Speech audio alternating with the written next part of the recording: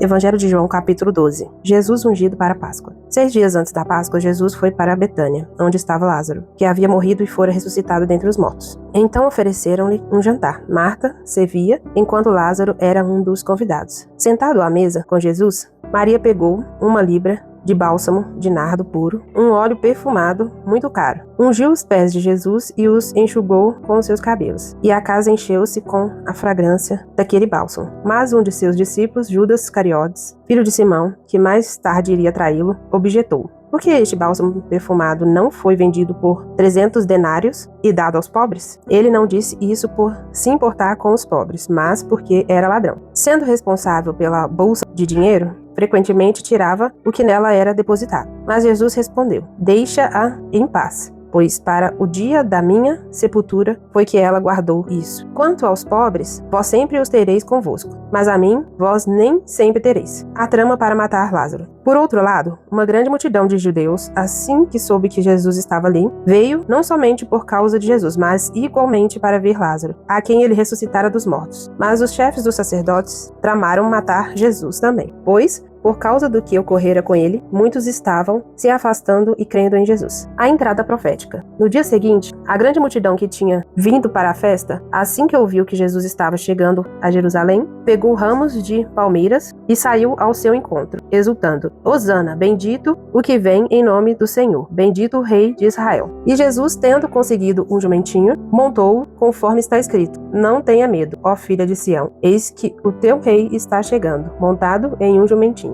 Naquele momento, seus discípulos não entenderam o que estava acontecendo. Só depois que Jesus foi glorificado, eles se lembraram de que esses fatos estavam escritos a respeito dele, e também de que isso lhes fizeram. Assim sendo, a multidão que estava com ele, quando mandava Lázaro sair do sepulcro e o ressuscitara dos mortos, continuou a testemunhar o ocorrido. Por essa razão, um grande número de pessoas saiu ao encontro de Jesus, pois ouviu que ele realizava esse milagre. Todavia, os fariseus comentavam uns com os outros: vós percebestes como nossos esforços são inúteis? Atentai, eis que o mundo todo vai após ele. Jesus veio para todos os povos. Entre os que subiram para adorar Jesus durante a festa da Páscoa estavam alguns gregos. Eles se dirigiram a Filipe, que era de Betsaida, da Galileia, e lhe rogaram: Senhor, nós desejamos ver Jesus. Filipe foi e contou a André. E André e Filipe comunicaram o pedido a Jesus. Jesus lhe respondeu: chegou a hora em que o Filho do Homem será glorificado. Em verdade vos asseguro que se o grão de trigo não cair na terra e não morrer, permanecerá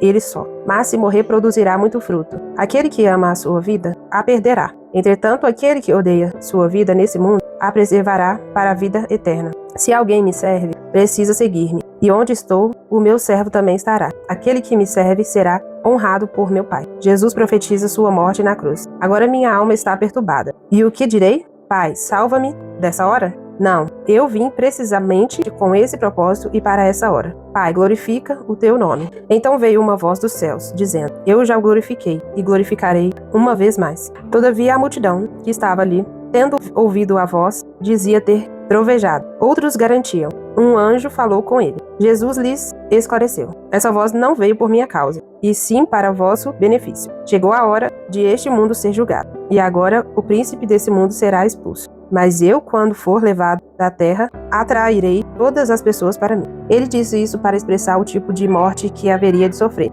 O povo lhe replicou: nós temos ouvido da lei que o Cristo permanecerá para sempre. Como podes afirmar: o Filho do Homem precisa ser levado? Quem é, afinal, esse Filho do Homem? Então Jesus lhes explicou: ainda por mais um pouco de tempo a luz estará entre vós. Caminhai enquanto tendes a luz, para que as trevas não vos surpreendam, pois aquele que anda nas trevas não sabe para onde vai. Enquanto vós tendes a luz, crede na luz, para vos tornardes filhos da luz. E terminando de falar, partiu e ocultou-se deles. Nem todos crerão nos milagres. Mas, embora estivesse realizado tantos milagres diante deles, não creram em Jesus, para cumprir a palavra do profeta Isaías, que diz: Senhor, quem creu em nossa mensagem? E a quem foi revelado o braço do Senhor? Contudo, não podiam crer, porque, como reafirmou Isaías, cegou-lhes os olhos e endureceu-lhes o coração, para que não vejam com os olhos, nem entendam com o coração, nem se convertam e eu os cure. Isso disse Isaías porque viu a glória dele e falou a seu respeito, caminhando na luz. Apesar disso, muitos dentre as próprias autoridades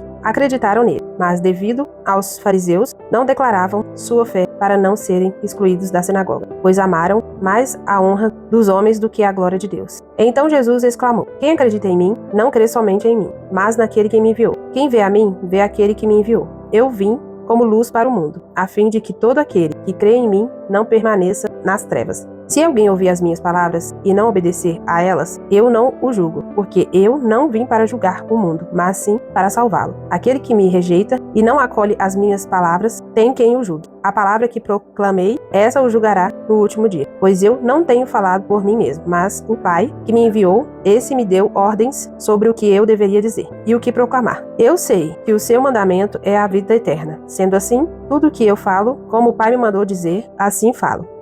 Olha, eu achei muito interessante essa parte que Jesus fala que era preciso que ele morresse para que o mundo fosse alcançado por ele. Isso é muito interessante porque você começa a analisar que é um plano perfeito. Tudo que Deus fez é perfeito. Não é sobre religião, não é sobre ritual, é sobre um plano, sobre um propósito verdadeiro e real. Jesus fez tudo o que fez porque era a única forma de alcançar toda a humanidade. Desde um princípio, Deus era Deus de uma nação, de Israel.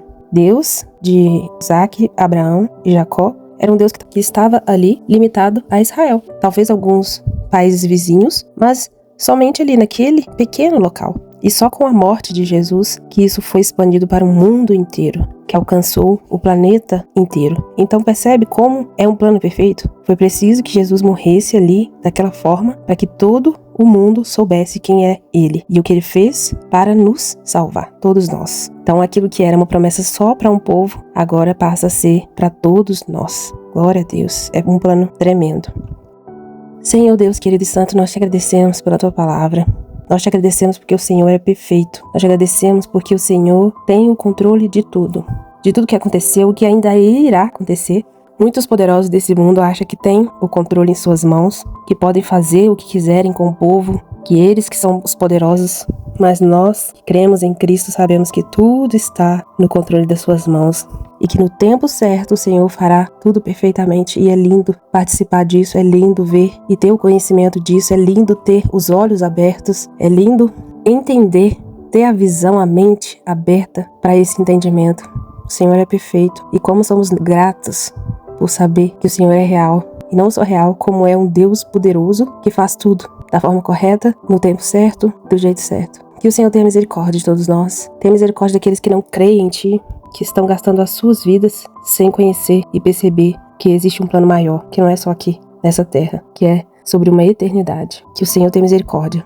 Que o Senhor abra os olhos das pessoas. Que o Senhor nos use para alcançar outras pessoas com esse entendimento. Em nome de Jesus, nos use, Senhor, para passar, para transbordar o conhecimento do Senhor. Em nome de Jesus. Amém.